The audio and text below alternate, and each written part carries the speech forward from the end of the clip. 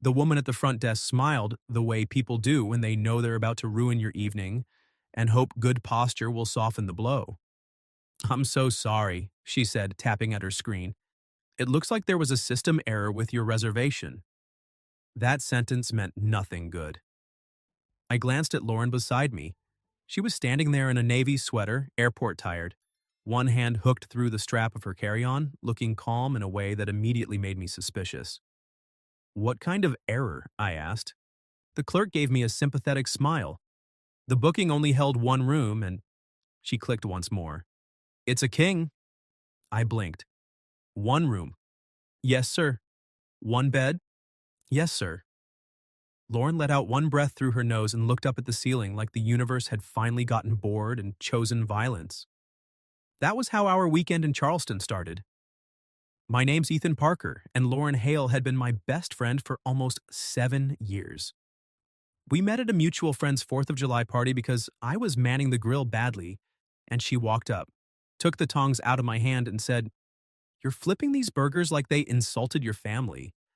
I told her I respected aggressive cooking. She said, "Good, then stay out of my way." That was Lauren. Funny, direct, and impossible to intimidate. The kind of woman who could make a room feel more honest just by walking into it. Somewhere between that cookout and the next 7 years, she became the person I called first when something mattered. Good stuff, bad stuff, flat tire stuff, family emergency stuff. The problem was that people noticed. They always do. My sister once watched Lauren steal fries off my plate, take my hoodie without asking, and tell me I looked emotionally overcommitted to that haircut, then said, "You two either need to date or stop behaving like a long married couple in a toothpaste commercial." We laughed. That was our specialty, laughing right at the thing neither of us wanted examined too closely. This trip was supposed to be easy. Lauren's younger brother was getting engaged, and the party was happening at her aunt's place just outside Charleston. She'd asked me to come because, in her words, "My family likes you, and you're very good at looking calm when I want to fake stability." I told her that sounded less like an invitation and more like unpaid emotional labor. She said, "Exactly." So we flew out Friday afternoon, got delayed in Atlanta for 3 miserable hours, landed late, drove straight to the hotel, and walked into the kind of lobby that smelled like lemon polish and expensive disappointment. One room, one king bed. The clerk was still apologizing. "We're fully booked because of a wedding party and a medical conference," she said. "There's no way to move you until tomorrow." I turned to Lauren. "Tell me you at least booked 2 queens." She looked at me. "I booked 2 queens." The clerk glanced back at the screen. "Actually, ma'am, the reservation notes say one king preferred." I looked at Lauren again. She frowned. "No, they don't." Something in her voice was off. Not panicked, just too measured. The clerk quickly added, "It may have been changed during the sync issue. I'm really sorry." Lauren gave her a polite smile that meant she was choosing not to commit a crime in public. "It's fine." It was not fine. 5 minutes later, we were in the elevator with one key card, one overnight bag each, and enough awkwardness to power the building. Lauren leaned back against the mirrored wall. "We'll survive one night." That's optimistic. It's practical. I was hoping for separate rooms and moral clarity. You have neither. Adapt. Despite myself, I smiled. That was the thing with Lauren. Even in bad situations, she could tilt the room half an inch away from disaster just by sounding unimpressed by it. The room itself was worse than I expected. Beautiful, of course, which felt personal.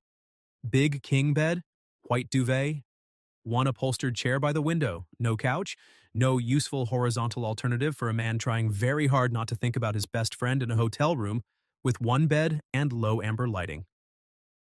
Lauren set her bag down and took in the scene. "Well," that's not a reassuring use of that word. "Nothing about this is reassuring." I dropped my duffel by the dresser and pulled out my phone, more for something to do than because I expected help. And that was when the email came through. "Charleston Harbor Inn, reservation confirmation updated." I opened it without thinking. Then I stopped breathing for a second, because under the room details in plain black text, it said, "Guest request confirmed, one king bed, updated by Lauren Hale." I looked up. Lauren was standing by the window, back half turned to me, unzipping her bag like nothing had happened. And suddenly I didn't care about the system error at all, because it hadn't been one.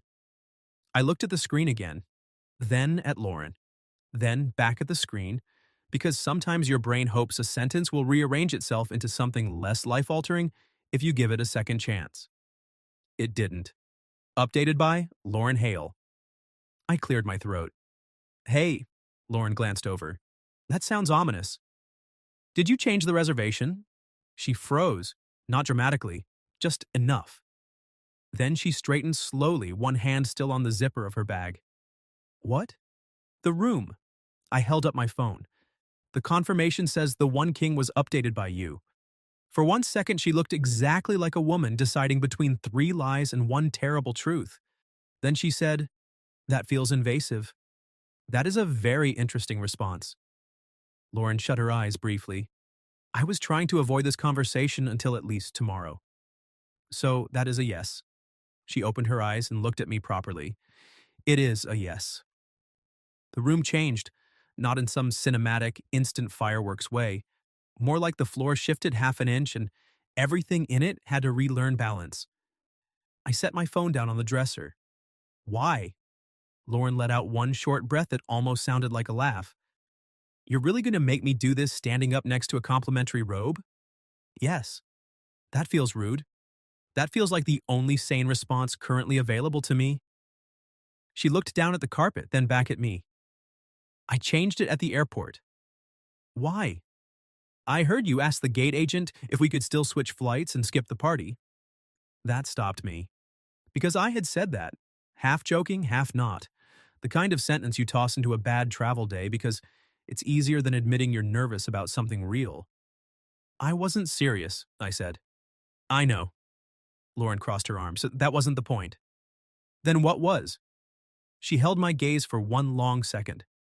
Then she said, I was tired of giving us easy exits. That landed hard. I sat down on the chair by the window because suddenly standing felt too dramatic. Lauren stayed where she was, backlit by the lamp, still in that navy sweater, still too calm for a woman who had apparently engineered a one-bed hotel room with her best friend and then hoped the universe would carry the rest. You booked one bed, I said slowly. Yes. On purpose. Yes. For what exactly? That was when she finally lost a little of the calm. Not much. Just enough for the truth to show through it. For one night where we couldn't keep pretending we're just accidentally close, she said.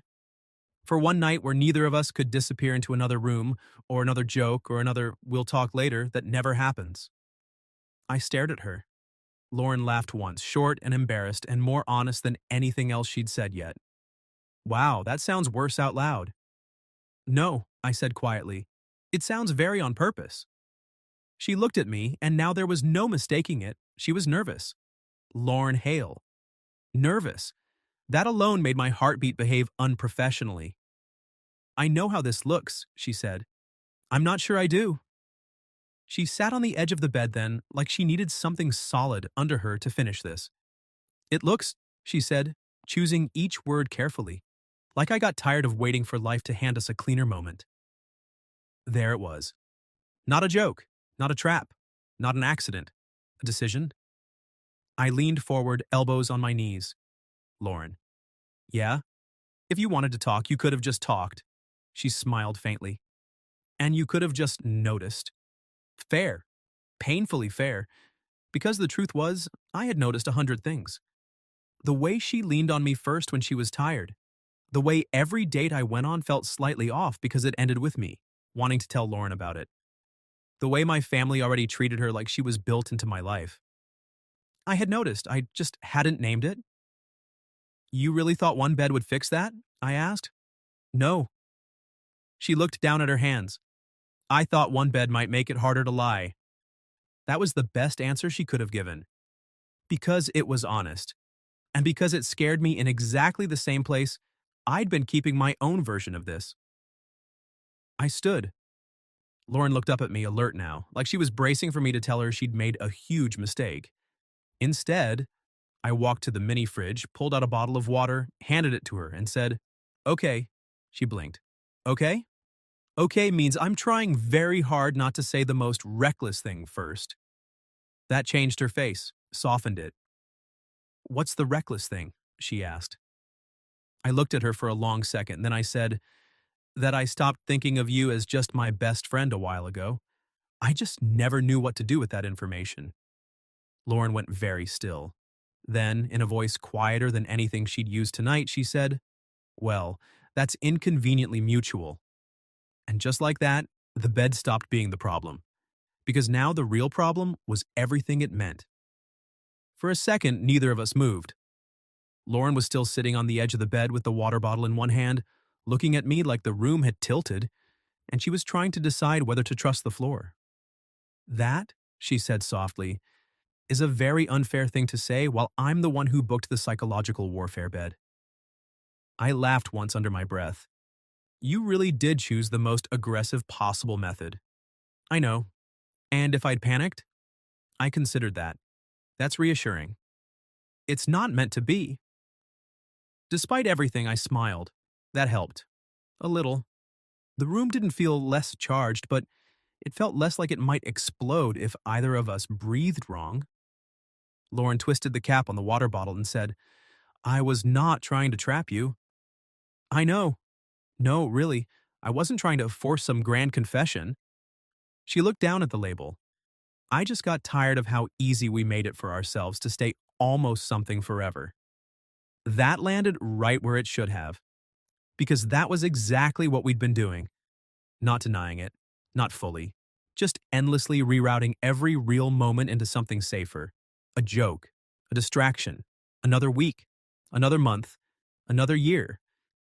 I leaned back against the dresser and looked at her.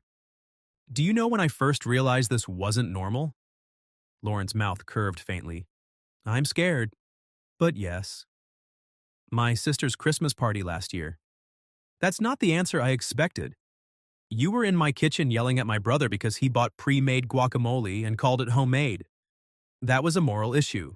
I know, but then you turned around, handed me a beer without asking what I wanted, and started telling me a story about your boss like you already live there. Lauren stared at me for a second. That was the moment? No. I smiled a little. The moment was when my aunt asked how long we'd been together, and instead of correcting her, I almost answered. That got her. A real laugh. Quiet, warm, dangerous. Then she looked at me differently, more openly. I think mine was the flu, she said. I frowned. The flu? You had a fever of 103 and were trying to insist you were basically fine. That sounds accurate. You texted me that because you needed soup recommendations. I did not. You did. And when I got to your apartment, you were wrapped in 2 blankets arguing with your microwave. I smiled despite myself. It was a bad machine. It was a normal machine. You were delirious. Lauren's eyes softened. And I remember standing there with grocery bags in both hands thinking, this is not how I show up for men I only care about in a casual, healthy, best friend way. That one got me quiet. Because I remembered that day too. Her in my kitchen making soup like she owned the place. Me half conscious on the couch. The embarrassing relief of waking up and realizing she was still there. That should have told us something, I said. It did, Lauren replied. We just did nothing useful with it. Fair. I pushed away from the dresser and took a few slow steps toward the bed. Not enough to crowd her. Just enough that the distance stopped feeling like a third person in the room. So, what happens now? I asked. Lauren looked up at me. You tell me. That seems suspicious. That's because I'm scared to choose the wrong speed. I nodded once. That at least I understood. The truth was, I wanted to kiss her. Badly. But I also wanted something harder than that. I wanted the version of this we could still respect in the morning, so I said, now we stop lying, but we don't do anything tonight just because the hotel ran out of exit routes. Lauren's face changed at that. Not disappointment. Relief. Okay, she said quietly. Okay? Okay means I'd rather start this right than fast. That made something in my chest settle. I sat beside her on the bed, leaving a careful 6 inches between us. Lauren looked down at the space, then at me. That is a very dramatic amount of restraint.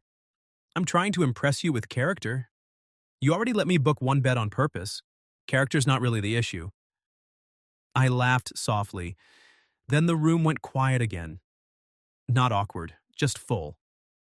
Lauren set the water on the nightstand and turned toward me slightly. Can I tell you the most humiliating part? Please don't say you rehearsed this. I didn't. But I did spend a full hour at the airport gift shop, pretending to compare chargers while trying to decide if changing the reservation made me unhinged. That is somehow very comforting. It shouldn't be. It is. She smiled. Then more softly, I really didn't know what you'd say. I held her gaze. Neither did I. That was the thing about it. The feeling wasn't new, the honesty was. And honesty changes the temperature of a room fast. Lauren's voice dropped. If I'd told you months ago, I know. No, let me finish. She took a breath. If I'd told you months ago, would you have said yes then too? I looked at her for one long second, then I answered the clean truth. Yes. Her breath caught. Not dramatically, just enough. I could have kissed her then. Maybe she would have let me. But before either of us moved, voices sounded in the hallway. Laughter, a door opening, her brother's fiancé saying something about missing earring backs and romantic hotel nonsense. Lauren shut her eyes. Of course, I smiled. Your family has excellent timing. My family is a federal offense. A knock hit our door once. Then her brother's voice came through the wood. Lauren, you two decent? She called back immediately. Well, define decent. He laughed from the hallway. Never mind. Breakfast at 9. Aunt Melissa wants pictures before the proposal brunch. Footsteps faded. Lauren looked at me. I looked at her. And suddenly the problem wasn't the bed anymore. It was that by 9 in the morning we were going to have to walk into her family's weekend carrying a truth neither of us knew how to hide anymore. Breakfast at 9 turned out to be the worst possible place to learn how visible we were. Not because we'd done anything dramatic, because we hadn't. That was the problem.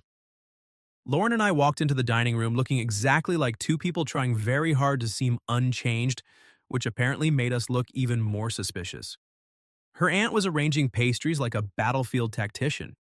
Her brother was pretending not to notice us while noticing only us. Three cousins stopped talking for half a beat when we came in, and Lauren's grandmother, who had not missed a thing in 30 years according to family legend, took one look at us and said, "Oh, good. Somebody finally made a decision." Lauren nearly dropped the fruit bowl. I sat down beside her because at that point choosing distance would have been a confession of its own. No one said anything directly after that. Which was worse. The whole table just carried this strange, delighted pressure, like they were all trying not to spook a rare bird. Her grandmother, meanwhile, was openly enjoying herself. She buttered toast, looked at Lauren, then at me and said, I always knew friendship was the first excuse. Lauren buried her face in her coffee. I should have helped. Instead, I laughed. That made Lauren kick me lightly under the table. Coward, she muttered. Incorrect, I whispered back. I'm adapting. That got the smallest smile out of her, which made the rest of the morning survivable. After breakfast came the engagement brunch, the photos, the speeches, the endless family gravity of it all. We stayed close, but not performatively. Not touching unless it made sense, not hiding either. The difference was subtle enough that a stranger might have missed it. Her family did not. By 3 that afternoon, Lauren's older cousin Jen cornered me near the drinks table and said, For what it's worth, this makes way more sense than the accountant. I blinked. That feels both supportive and invasive. That's family, she said, then walked off with a mimosa. Lauren found me 5 minutes later standing alone by the dock, looking out over the water and trying very hard not to smile like an idiot. Well? She asked. Well, what? Do you regret the bed strategy? I turned to look at her. The wind was pushing loose hair across her face. She was holding her shoes in one hand because apparently the weekend had fully abandoned dignity. And for the first time since she'd changed that reservation, there was no uncertainty in her expression, just nerves and hope, both honest. No, I said, I regret that it took a fake system error for us to stop being ridiculous. She laughed softly. That's fair. Then she stepped closer. Not all the way. Just enough. We're still not kissing for the first time because of a hotel room, she said. I smiled. You sound very certain. I am. She looked up at me. I'd like our first kiss to happen because we chose it, not because the furniture got dramatic. That was so specifically Lauren that it almost ruined me. So I did what any sane man would do. I took her hand and said, then choose it. She looked at me for one long second. Then she did. The kiss was quiet. No audience, no fireworks, just relief and warmth, and the strange, almost painful feeling of something finally clicking into the right place after years of sitting half an inch wrong. When we pulled back, she kept her forehead against mine and laughed under her breath. What? I asked. You really would have said yes months ago. Yes. That's deeply annoying. I know. We drove home Sunday afternoon in my car with the windows cracked and her hand resting in mine over the center console like it had been there before and we'd only just noticed. At one point, she looked over at me and said, next time I want a romantic breakthrough, remind me not to involve hotel logistics. I said, no, I think we should honor the origin story.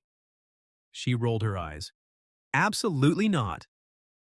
2 weeks later, we took our first real trip as something other than best friends who are making everyone uncomfortable. Same city, different hotel. When the woman at the front desk asked, 2 queens or 1 king? Lauren looked at me, smiled very slowly, and said, 1 king.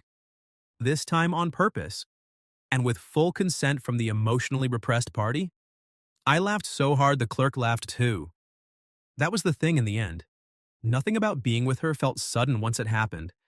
It felt named, like our lives had already been leaning toward each other for years, and all we'd really done was stop calling that an accident. What would you have done if you found out your best friend had secretly changed the booking so there would only be 1 bed because she was tired of giving you both an easy way out? And have you ever been through something like that with someone you cared about for way too long before either of you admitted it? Tell me your story in the comments. If you like this one, leave a like, subscribe, and I'll see you in the next video.